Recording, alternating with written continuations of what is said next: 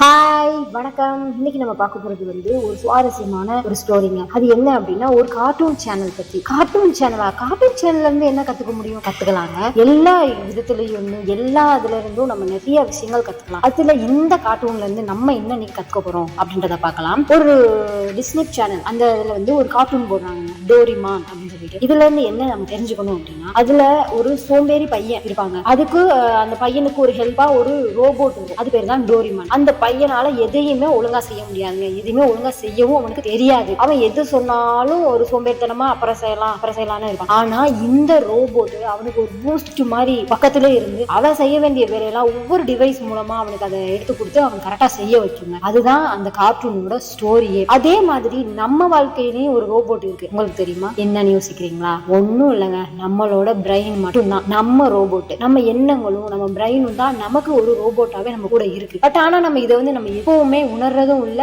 தெரிஞ்சுக்கிறதுமே இல்ல. அது நமக்கு உதவத்துக்கு எப்பவுமே ரெடியா தான் இருக்கு. பட் நாம அந்த பையன் மாதிரி அதுக்கு ஹெல்ப் போய் கேட்கறது இல்ல. அதுதான் இங்க இருக்க ஒரு பெரிய பிரச்சனையே.